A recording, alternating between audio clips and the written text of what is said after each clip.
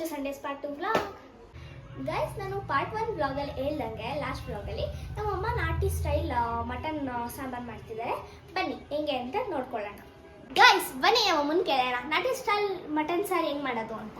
Mummy, ನಾಟಿ style mutton ಸಾರು ಹೆಂಗೆ ಮಾಡೋದು? ಹೇಗೆ ಗೊತ್ತಾ? ಫಸ್ಟ್ ಶುಂಠಿ, ಈರುಳ್ಳಿ, ಓಕೆ, ಇದು ಹಸಿಮೆಣಸಿನ್ಕಾಯಿ, ಬೆಳ್ಳುಳ್ಳಿ,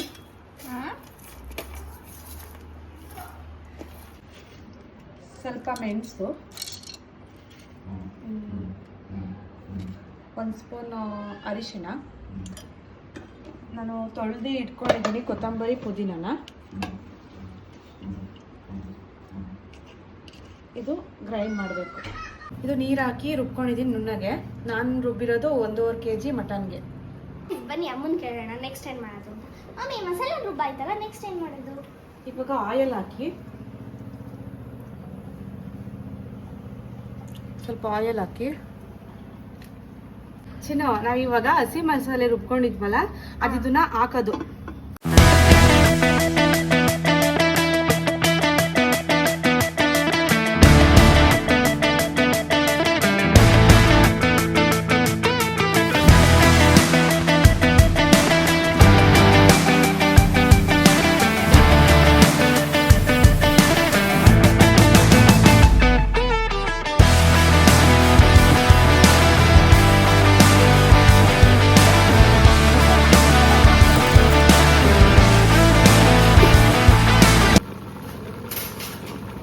ಮಿಕ್ಸ್ ಮಾಡಿ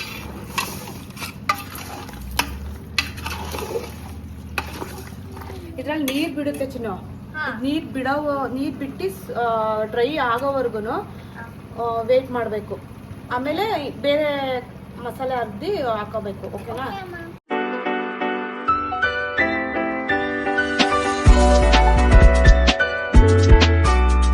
ಇವಾಗ ಖಾರಕ್ಕೆ ರೆಡಿ ಮಾಡ್ಕೊಬೇಕು. ಕಾಯಿ, ಕಡಲೆ, ಟೊಮೊಟೊ, ಗಸಗಸೆ, ಚಕ್ಕೆ, ಲವಂಗ, 3 ಸ್ಪೂನು ಸಾಂಬಾರ್ ಪುಡಿ,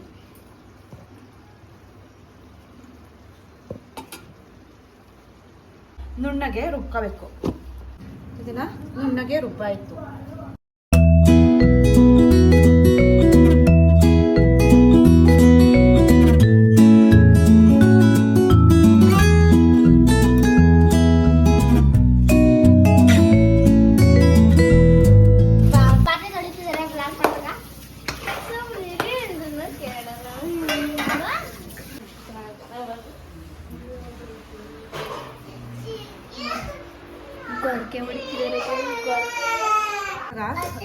ಮೊದಲೇ ಉಪ್ಪು ಹಾಕಿರ್ತೀವಿ. ಇವಾಗ ರುಚಿಗೆ ತಕ್ಕಷ್ಟು ಉಪ್ಪು ಹಾಕೊಬೇಕು. ಕುದೀತಿದೆ. ಇವಾಗ ಆಯ್ತು ಸಾಂಬಾರು.